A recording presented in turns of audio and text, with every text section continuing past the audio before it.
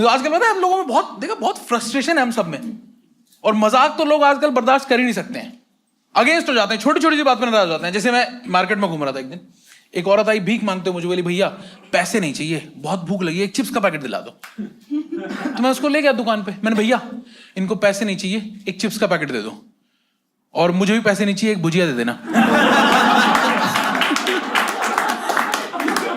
आप बताइए इसमें काउंटर से उछल के थप्पड़ मारने वाली क्या बात है? ऐसा क्या कर दिया, हल्का सा मजाक कर दिया तो यार।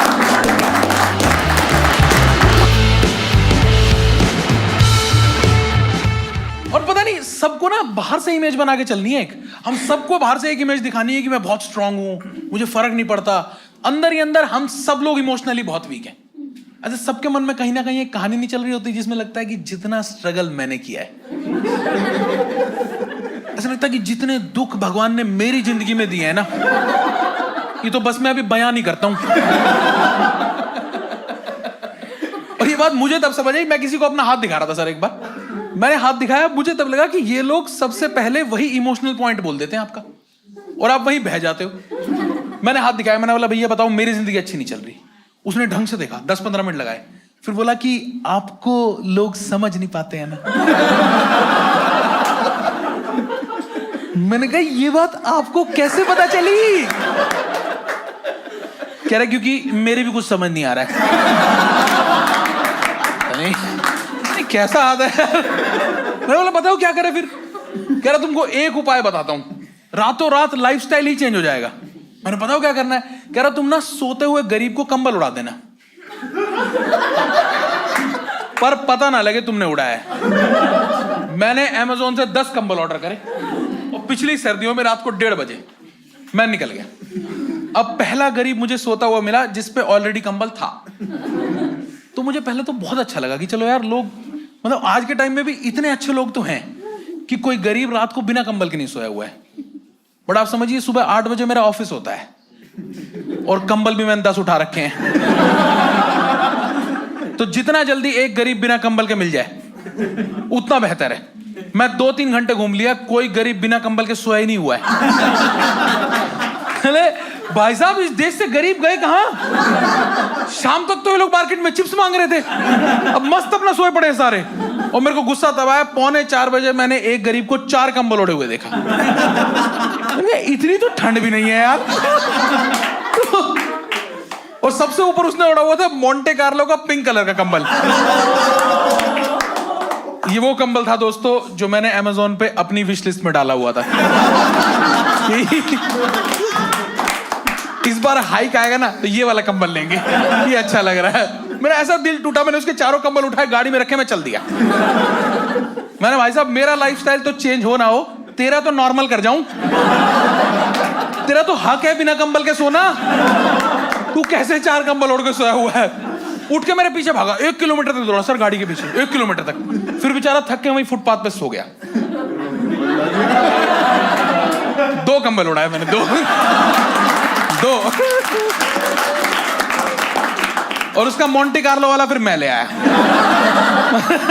ऐसे नहीं तो ऐसे अब लाइफस्टाइल तो चेंज होके रहेगा भाई, गुरुजी ने बताया बिल्कुल एकदम। वो लोग बहुत वीक है पता है इमोशनली। और एक और बात बताता हूं आप लोग को, लड़के ज्यादा इमोशनली वीक होते हैं, हम लोग बस एक्सप्रेस नहीं करते। जैसे मैं हर शो में एक बार चेक करता हूं, पूछ के देखता हूं, सर आप रोते हैं? तो घबराएंगे, कैसा सवाल पूछ लिया यार, पूछा ही नहीं। ये नॉर्मल है सर, अभी आसान होगा। ये आता है बिल्ड, आपको समझ नहीं आया कैसा सवाल पूछ लिया, अगले से पूछूंगा वो हाँ करेगा, तीसरे से पूछूंगा वो और हाँ करेगा, 5 बार रो के ही दिखाएगा एकदम। क्या क्या पूछ लिया यार, हम लोग से पूछा ही नहीं कभी किसी ने, पता है लड़के। और आप लोग तो पता है फिर भी बहुत स्वीट हो सर कि नॉर्मली रिस्पॉन्ड कर रहे हो। मैंने एक बार ये सवाल गुड़गांव में परफॉर्म करते हुए पूछ लिया था किसी लड़के से। मैंने भाई साहब आप रोते हैं? बोला रो में तो ना है, रवा देंगे।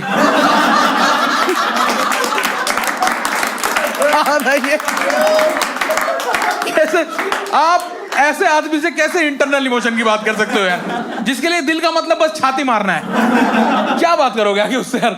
और मैं तो बहुत इमोशनल हूं, पता है मैं तो बहुत सेंसिटिव हूं, मेरे को हर इमोशन अच्छा लगता है। जैसे मेरे को तो मतलब सैड स्टोरीज पसंद है। जैसे मेरे को आप अपनी कहानी बताओगे ना कि मेरी मार मैं अपने आप दूंगा, तो भाई थोड़ा सा कुछ तो सैडनेस हो कहानी में यार, इतना हैप्पी एंडिंग नहीं चाहिए। जैसे अपने बारे में बताता हूँ आप लोग को, आप लोगों ने वो रियलिटी शो की इमोशनल ऑडिशन वाली वीडियोस देखी हैं यूट्यूब पे, है ना? मैंने वो छान छान के देखी हुई हैं। आप ये लगा लो मेरे को पर्टिकुलरली पता है कि किसकी माँ कहाँ बर्तन मांजती है।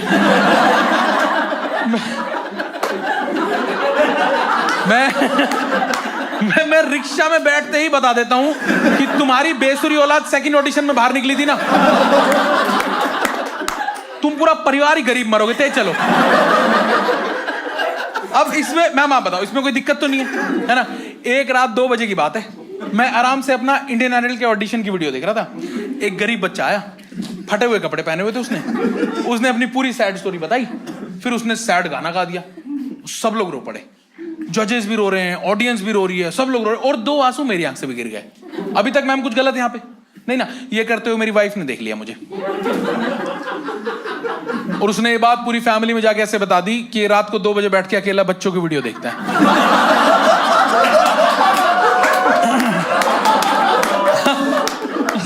मैं सिगरेट भी नहीं पीता हूं दोस्तों। अब उस दिन के बाद मेरे घर में मेरी ऐसी दुर्गति हो गई है कि हर फैमिली फंक्शन में हमारे घर में रिश्तेदारों के बच्चे आ तो रहे हैं, पर नाइट स्टे किसी की मां नहीं करने दे रही। सब 10 बजे घर ले जाते हैं कि जल्दी घर चलो भैया, 2 बजे वीडियो देखते हैं। पता नहीं 2:15 बजे भैया का क्या मूड होगा, यहां कोई नहीं सोएगा। और मेरी तो इंटेंशन इतनी अच्छी होती है ना, मेरी इंटेंशन कभी खराब नहीं होती। मेरी जब फर्स्ट जॉब लगी थी ना दोस्तों, मेरा सबसे पहला ख्याल पता क्या आया था कि पहले किसी गरीब का भला करता हूं। और आप ही ओढ़े हुए थे क्या 4 कंबल? ये आ गया। मेरा सबसे पहला ख्याल था किसी गरीब का भला करते हैं, और जबकि उस टाइम सबसे गरीब मेरा बाप ही था, जिसने लोन लेके मुझे बीटेक कराई थी। और मैं निकला था देश में गरीब ढूंढने से। हम लोग मनाली घूम रहे थे, मनाली के ऊपर एक जगह है रोहतांग, पता है ना हम लोग को? हम वहां घूम रहे थे, एक रोडवेज बस आई, उसमें से एक बंदा उतरा, उसके हाथ में बाल्टी थी, उसने छोले कुलचे बेचे, फिर वो बस में बैठ के चला गया। ऐसे उसने 2-3 चक्कर लगाए, मुझे उस पर दया सी आ गई, मैंने उसको रोक के 2000 रुपए दे दिए। मैंने, भैया ये रख लो, अपने बच्चों को मिठाई कपड़े दिला देना, मेरी जॉब लगी है, मैं बहुत खुश हूँ। तो बैठ के मुझे अपनी कहानी बताने लगा, थोड़ा सा इमोशनल हो गया, बताने लगा भैया कि मैं सुबह आता हूँ, ये बेचता हूँ, फिर जाता हूँ, ऐसे रात को 11 बजे तक चक्कर लगाता हूँ, और 30 के 30 दिन काम करता हूँ भैया, छुट्टी भी नहीं मिलती कोई भी। कितनी बार तो 8-10 दिन तक बच्चों की शक्ल भी नहीं देख पाता भैया। मैंने कहा यार, असल मेहनत का काम तो तुम कर रहे हो, कितना इंस्पायरिंग स्टोरी है, कितना कमा लेते हो? ये तो हम लोग का हक है पूछना, तो भैया कितना कमा लेते हो? कह रहा भैया हो जाता है 70-80 हजार का महीने का। मैंने कहा पहले तो तू मेरे वाले 2000 दे। हरामखोर, अब 2000 मुझे और दे, मैं पूरा घिसूंगा जब 23,600 आएगा मेरा। ये तू हंसी मजाक में 70-80 हजार कमा ले रहा है यार। और ये तो मेरा रिटायरमेंट प्लान था ना, कि एंड में मनाली में जाके एक छोटा सा बिजनेस कर लेंगे अपना। ये तो बिजनेस एज यूजुअल में कैसे जी रहा है इसको? क्या वापस दे भाई, कैसे यार? मेरे को तो इमोशनल करके इतना पागल बनाया लोगों ने, इतना पागल बनाया। मैं हमेशा सर कहीं भी किसी शो से बात जाऊंगा ना कोई मुझे रोज मिल जाता है कि भैया मैं पटना से हूं, मुझे 2 महीना इन लोगों ने काम करा लिया, मजदूरी करा ली, मेरे को कोई पैसा नहीं दिया, मेरे पास घर जाने का पैसा नहीं, आप बस 1000 रुपए दे दो, मैं किसी तरह अपने घर पहुंच जाऊंगा। मैं दे देता हूं, और अब मैं इतने 1000 रुपए दे चुका हूं दोस्तों कि अगर वो लोग एक्चुअली अपने घर जा रहे हैं तो सोनू सूद से ज्यादा लड़के मैं भेज चुका हूं घर। इतना इमोशनल कर देते हैं ना। और मेरे को ये भी लगता है, मेरे को रात को तो सर मेरे को वैसे ही डर लगता है। मैं रात को बाहर निकलता हूं ना, कोई भी अगर मेरे से भिखारी भी आके बोलेगा ना भैया भूख लगी है, तो मेरी जेब में जो पैसे होते हैं मैं दे देता हूं, क्योंकि मेरे को ऐसा लगता है, मेरी माँ हमेशा बोला करती थी कि भाई रात एटलीस्ट सबकी शांति से निकलनी चाहिए, कि इतना हक तो सबका ही, कोई भूखे पेट ना सोए। तो कोई आता है ना मांगेगा, मैं पैसे देता हूं कि चल यार अभी तो सो तू, बाद का देंगे। पर वहीं सुबह आप मुझे पागल नहीं बना सकते। सुबह मैं निकलता हूं एकदम हाईली मोटिवेटेड, पूरा वीडियोस वगैरह देख के। Every day is a fresh beginning of life. हमेशा एकदम बढ़िया वीडियोस देख के निकलता हूं। उस दिन मैं सुबह निकला 11:30 बजे, एक बंदा आ गया, बोला भैया भूख लगी है। मैंने अभी से मैंने अभी तो मैं भी इंटरमिटेंट फास्टिंग पे हूं। चढ़ते हुए सूरज पे तू दुनिया से कैसे हार मान सकता है यार? थोड़ा तो जिंदगी में फाइट कर। अभी सुबह सुबह कैसे यार? तू थोड़ी तो कोशिश कर, थोड़ा। मैं एकदम मोटिवेटिंग मोड में रहता हूं अब। भाई साहब मानोगे नहीं, 4 भिखारियों की तो मैंने TCS और इन्फोसिस में जॉब लगवाई है। अपने Naukri.com से कि भैया करो यार। अब मुझे समझ आ गया गेम कि कोई आपको आके इमोशनल करे उससे पहले आप उसे मोटिवेट कर दो, गेम ही खत्म हो गया। अब मैं तैयार रहता हूँ एकदम बढ़िया। उस दिन मैं घूम रहा था मार्केट में, एक भाई साहब दिखे मुझे बेंच पे बैठे थे, बहुत उदास लग रहे थे। मुझे समझ आ गया था कि अगर मैं इसके पास नहीं गया तो ये आएगा कोई इमोशनल स्टोरी बताएगा, फिर 1000-1500 गए मेरे। तो मैं अपनी इनसिक्योरिटी के चलते खुद ही उसके पास पहुंच गया। मैंने बोला भैया क्या दिक्कत हो गई यार, बहुत उदास लग रहे हो आप। तो अपनी पूरी कहानी सुनाने लगा कि मेरे बच्चे छोड़ के चले गए, मेरी बीवी चली गई, मेरे घर वाले मेरे से बात नहीं करते, मैं बहुत दुखी हूँ, अब लाइफ में कुछ नहीं बचा है। मैंने पूरा ट्राई कर लिया सर, आधा घंटा पूरी मेहनत कर ली, मोटिवेट हुआ ही नहीं वो आदमी। एकदम सैड पे सैड कहानियां सुनाया जा रहा, मेरे को कुछ समझ नहीं आया।